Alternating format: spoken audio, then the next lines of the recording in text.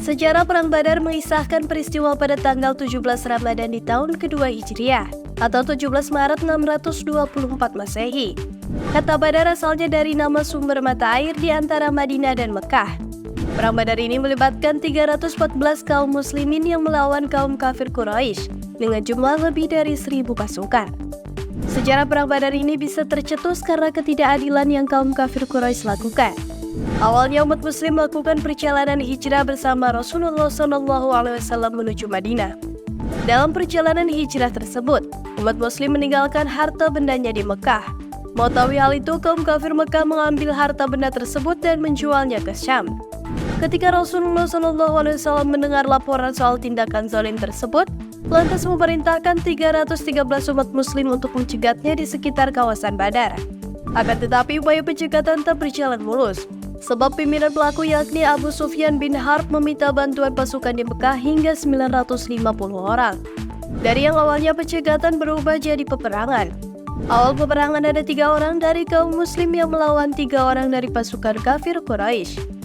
Umat muslim dalam awal sejarah Perang Badar tersebut yaitu Ali bin Abi Thalib, Ubaidah bin Haris, dan Hamzah bin Abdul Muthalib. Sementara orang dari kaum kafir ialah Walid bin Utbah, Utbah bin Rabi'ah, dan Saibah bin Rabi'ah.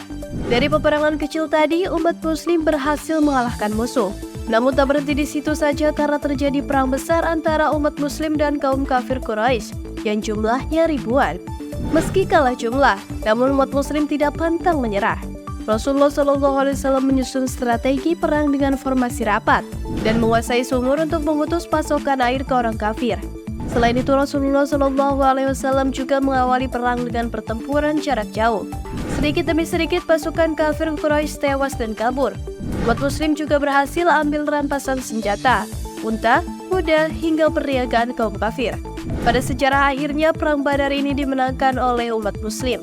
Dampak dari peperangan ini posisi Islam di Madinah jadi semakin kuat. Dalam Perang Badar, umat muslim juga senantiasa sabar dan ikhlas menghadapinya. Atas arahan Rasulullah SAW, strategi umat muslim pun berhasil mengalahkan kaum kafir sebagaimana salah satu wujud kuasa Allah Subhanahu wa Ta'ala. Secara Perang Badar sudah semestinya tidak umat muslim lupakan begitu saja. Perang Badar ini memperlihatkan betapa gigihnya kaum muslim dalam melawan kaum kafir Quraisy yang sudah berbuat zalim.